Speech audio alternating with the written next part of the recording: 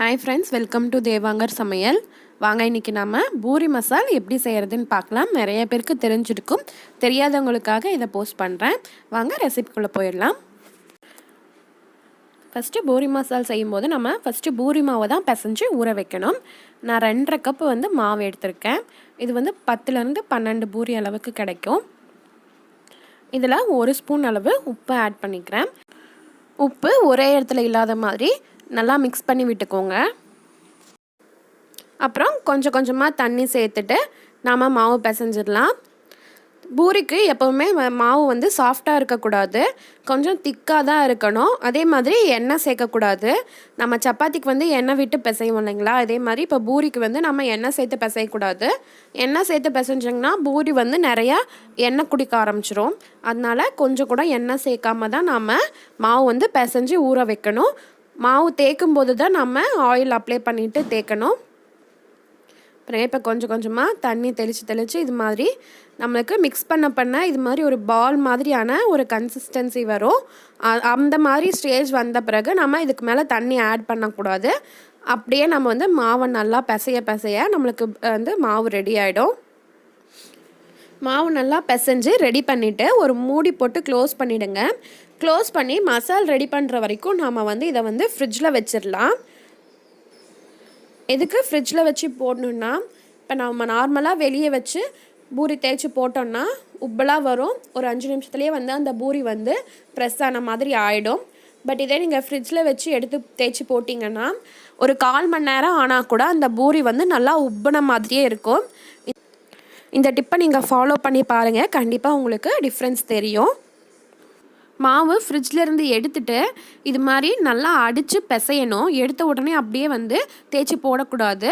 இது மாதிரி நல்லா கையில் ஒரு 2 நிமிஷம் நல்லா பிசைஞ்சதுக்கப்புறமா தான் பூரி போடணும்.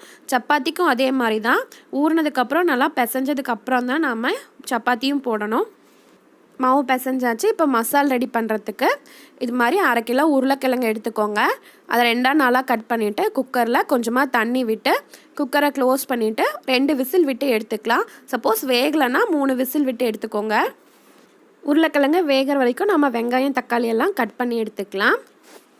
உருளைக்கிழங்கு நல்லா வெந்ததுக்கப்புறம் அதில் இருக்க தண்ணியை வடிச்சிட்டு உருளைக்கிழங்க தனியாக ஒரு பிளேட்டில் எடுத்து ஆற வச்சுக்கோங்க.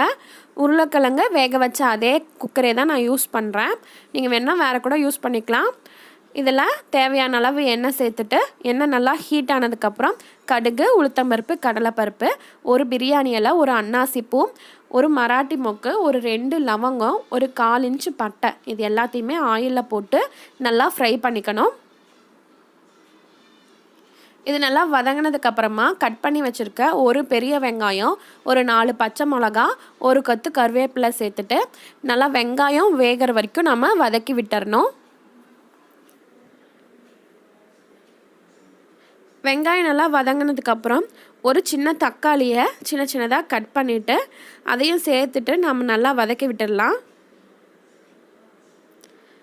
வெங்காயம் தக்காளி நல்லா வதங்கினதுக்கப்புறம் ஒரு 1/4 ஸ்பூன் மஞ்சத்தூள் சேர்த்துட்டு இதை நல்லா மிக்ஸ் பண்ணி விட்டுக்கோங்க. அப்புறம் வேக வச்சு நம்ம தோல் உரிச்சிட்டு மசிச்சு வச்சுருக்க உருளைக்கிழங்க சேர்த்துக்கலாம். இது மாதிரி கையிலே நல்லா மசிச்சு விட்டுக்கோங்க. இதை நல்லா நம்ம மிக்ஸ் பண்ணி விட்டுடலாம்.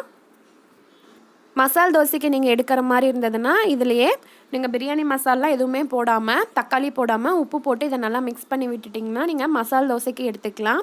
இப்போ பூரி மசாலுங்கிறதுனால நான் இதில் கொஞ்சமாக தண்ணி ஆட் பண்ணி இதை நல்லா மிக்ஸ் பண்ணி விட்டுடுறேன். சப்போஸ் இந்த கிரேவி உங்களுக்கு போதுமாக இருந்ததுன்னா நீங்கள் இப்படியே கூட நல்லா கொஞ்சம் கிரேவியை திக் பண்ணிவிட்டு நீங்கள் யூஸ் பண்ணிக்கலாம். இன்னும் உங்களுக்கு வேணும், கிரேவி வேணும் அந்த மாதிரி இருந்ததுன்னா நான் இப்போ ஒரு 2 ஸ்பூன் பொட்டுக்கடல மாவை தண்ணியில் கரைச்சிட்டு அந்த தண்ணியை ஆட் பண்ணிக்கிறேன். ஆட் பண்ணிவிட்டு இதை நல்லா நான் கலந்து விட்டுறேன். இது கொஞ்சம் கிரேவி நம்மளுக்கு எக்ஸ்ட்ராவும் கிடைக்கும். தேவையான அளவு உப்பு சேர்த்துக்கிறேன். இதை நல்லா இப்போ நம்ம மிக்ஸ் பண்ணி விட்டுடலாம். இப்போ இது ஒரு 5 நிமிஷம் நல்லா கொதிக்கட்டும். கொதிக்கும் போதே ஃப்ரிட்ஜிலேருந்து நம்ம மாவை எடுத்து வச்சுட்டு பூரி போடுறதுக்கு ஆயிலும் வச்சுருங்க. ஆயில் நல்லா ஹீட் ஆகிட்டு இருக்கட்டும். பாருங்கள், இப்போ நமக்கு மசால் ரெடி ஆகிடுச்சு. பூரி செய்கிறதுக்கு மாவை இது மாதிரி ஒரு சின்ன பால் மாதிரி உருட்டிட்டு ஆயிலில் நல்லா தொட்டுட்டு அது வந்து 2 பக்கமும் நல்லா தேய்ச்சிடுங்க. கொஞ்சம் பூரிக்கு வந்து மொத்தமாக தான் தேய்க்கணும், சப்பாத்திக்கு மாதிரி ரொம்ப மெலிசாக தேய்ச்சிடக்கூடாது. கொஞ்சம் மொத்தமாக இருந்தால் தான் பூரி நல்லா உப்பி வரும். இப்போ தேய்ச்சாச்சு. நெக்ஸ்ட்டு ஆயிலில் வந்து நல்லா ஹீட் ஆனதுக்கப்புறம் நம்ம தேய்ச்சி வச்சுருக்க பூரி மாவை இதில் போட்டுடலாம். பாருங்கள் எப்படி நல்லா உப்பி வருதுன்னு. 15 மினிட்ஸ் ஆனாலுமே இந்த பூரி வந்து உப்பின மாதிரியே இருக்கும். இப்போ நெக்ஸ்ட்டு பூரியும் போட்டுடலாம். ஹை ஃப்ளேம்லேயே வச்சுக்கோங்க. ரொம்ப ஆயில் ஹீட் ஆனுச்சுன்னா மட்டும் நீங்கள் மீடியம் ஃப்ளேமில் மாற்றிக்கோங்க. நல்லா வெந்ததுக்கப்புறம் நம்ம எடுத்துடலாம். கொஞ்சம் கூட ஆயில் இருக்காது, நல்லா ட்ரையாக இருக்கும். இந்த மாதிரி நீங்கள் பூரி செஞ்சிங்கன்னா இந்த சைடில் மட்டும் கொஞ்சம் நல்லா வேக வச்சு எடுத்துக்கோங்க. நமக்கு டேஸ்டான பூரி மசால் ரெடி ஆகிடுச்சு. நீங்களும் ட்ரை பண்ணி பாருங்கள். ட்ரை பண்ணி பார்த்துட்டு உங்களோட ஃபீட்பேக் என் கூட ஷேர் பண்ணிக்கோங்க. தேங்க்யூ.